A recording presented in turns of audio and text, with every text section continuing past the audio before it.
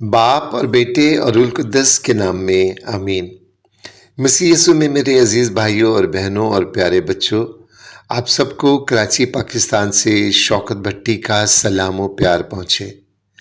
आज की तलावत अंजील मुकद्दस बमुताबिक मुकद्दस यूहन्ना 4 बाब 5 ता 42वीं आयत से पढ़ी और सुनी गई। अंजील मुकद्दस की ये तलावत सामरी औरत के नाम से भी जानी जाती है। इस तलावत को पढ़कर मुझे वो दिन याद आ गए जब मैं कैटेकिटिकल सेंटर कराची में काम किया करता था और बाइबल मुकद्दस के फ़रोग़ के लिए मुख्तलिफ सेमिनार मुनक्कद करवाता था।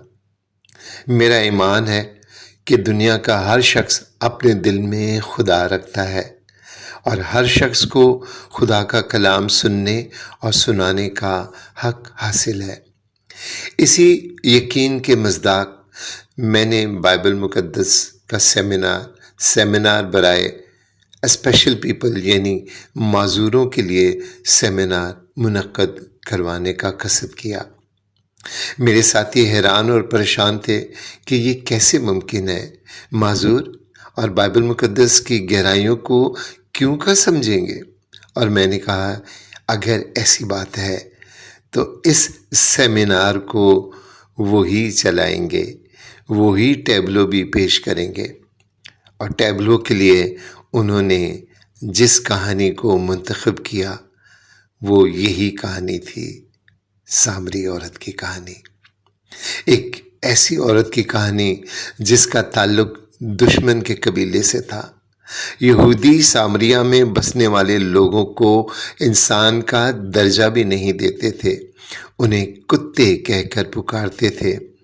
उनके शहरों में अपना कदम रखना भी पाप समझते थे और अगर बहालत मजबूरी कभी उनके शहर से गुजरना भी पड़ता तो अपने जूतों पर लगी गर्द को झाड़ते और फिर अपनी सरजमीन में दाखिल होते। उनके नज़दीक सामरी एक गाली था और जिस किसी से इंतहाई नफ़रत करते उसे सामरी कहकर पुकारते।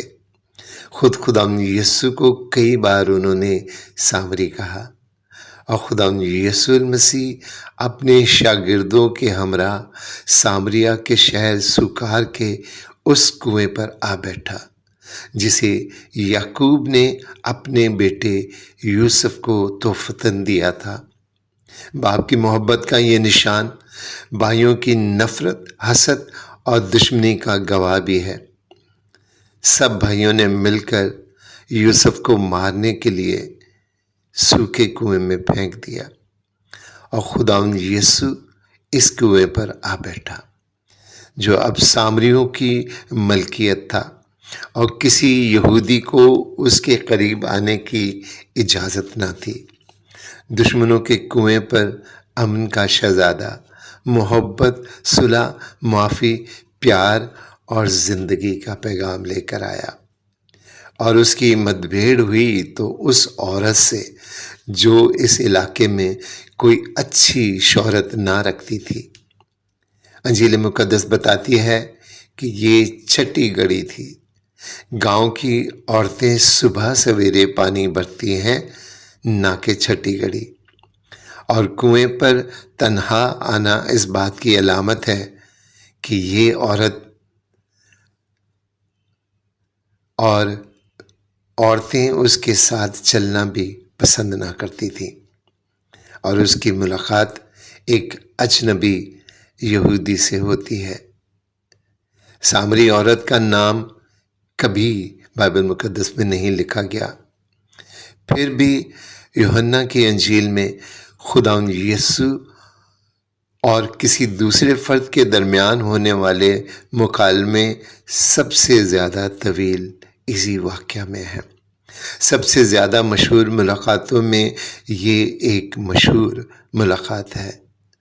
وہ ایک عورت ہے جو 5 شوہر کر چکی ہے اور چھٹے شوہر کو اپنا شوہر مانتی ہی نہ تھی۔ کنویں پر اکیلے آنا اس بات کی نشاندہی کرتا ہے کہ وہ ایک سماجی برائی تھی۔ خود خداوند یسوع المسیح نے تعلیم دیتے وقت کہا تھا کہ جو اپنی بیوی کو چھوڑ دیتا اور چھوڑی ہوئی سے بیاہ کرتا ہے زنا کرتا ہے۔ یوں زنا کی علامت یہ عورت۔ میرے عزیزو، یہودی معاشرے میں کسی اجنبی عورت سے تنہائی میں بات کرنا ممنوع اور معیوب تھا، لیکن خداوند یسوع نجات کا پیکر ہے۔ جب وہ کسی گنہگار کی زندگی میں آتا ہے تو اس کی حیثیت اور اس کی حیت سب کچھ بدل دیتا ہے۔ طنز، نفرت، حقارت اور تجسس سے شروع ہونے والی گفتگو نجات، رہائی اور مقدسین میں بدل گئی۔ سامری عورت کے سوالات، موڈ، آواز، لہجہ، چہرے کے تاثرات جن میں غصہ، طنز اور ایک بیزاری سی پائی جاتی ہے، ان میں عقیدت عود آئی۔ اس کے سوالات اور جوابات، پیش کردہ تمثیلیں، اس کے الفاظ کے پیچھے وہ سچائی جھلکتی ہے جو کسی یہودی عالم کے لہجے میں بھی نہیں پائی جاتی۔ وہ پانی لینے آئی تھی، لیکن جب ماشے یعنی یسوع کو پا لیا تو گھڑا کنویں پر ہی چھوڑ گئی اور اپنے بہنوں، بھائیوں، اڑوس پڑوس اور ہر جاننے والے کے پاس گئی۔ وہ جو اکیلی آئی تھی اور اکیلی گئی تھی، لوٹ کر آئی تو ایک بڑے ہجوم کے ساتھ۔ خداوند یسوع مسیح ایک زانی عورت کو ناپاک سے پاک بنانے کی طاقت اور قدرت رکھتا ہے۔ وہ ہمارے سسٹم کو بدل دیتا ہے، وہ ہماری سوچوں کو بدل دیتا ہے، ہمارے خیالوں کو بدل دیتا ہے۔ وہ سنر سے سینٹ بنانے کی طاقت رکھتا ہے، یعنی گنہگار سے مقدس۔ گو کہ انجیل مقدس میں اس سامری عورت کا نام نہیں لکھا گیا، لیکن تاریخ کلیسیا بتاتی ہے کہ بعد ازاں اس نے شاگردوں سے بپتسمہ پایا اور انہوں نے اس کا نام فوٹینی رکھا، جس کا مطلب ہے روشن خیال۔ زندہ پانی کو قبول کرنے والی اس پہلی عورت کو مسیح یسوع کی انجیل کا اعلان کرنے والی پہلی شخصیت بھی مانا جاتا ہے۔ اس نے اپنے 2 بیٹوں اور 5 بہنوں کو بھی تبدیل کیا۔ وہ سب خداوند یسوع کے مبشر بن گئے، اور تاریخ گواہ ہے کہ شہنشاہ نیرو نے فوٹینی اور اس کی بہنوں کی کھال اتارنے اور کنویں میں پھینک دینے کا حکم دیا۔ انہیں خوفناک عذاب کا سامنا کرنا پڑا۔ نیرو نے اس کی بہنوں کی چھاتیاں کاٹ کر سخت ترین موت کی سزا دی اور فوٹینی کو اپنے پاس بلا کر پوچھا وہ اب توبہ کرے، بتوں کو قربانی پیش کرے تو وہ اسے چھوڑ دے گا۔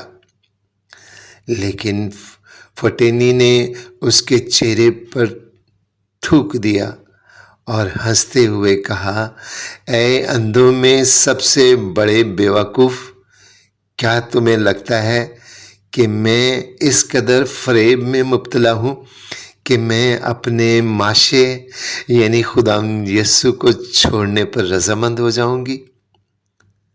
اور یہ سن کر نیرو نے اسے کنویں میں پھینک دیا، جہاں اس نے سن 66 میں اپنی روح خدا کے حوالے کر دی۔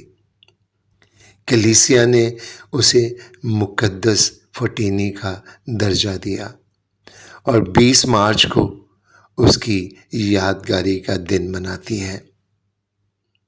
میرے عزیزو، خدا یسوع ہمارے دل کے کنویں کے ان بند سوتوں کو جاری کرنا چاہتا ہے جنہیں ہم نے نفرت، حسد، بغض، گناہ، تکبر اور ان جیسی علائشوں کو پھینک کر کنویں کے سوتوں کو بند کر دیا ہے۔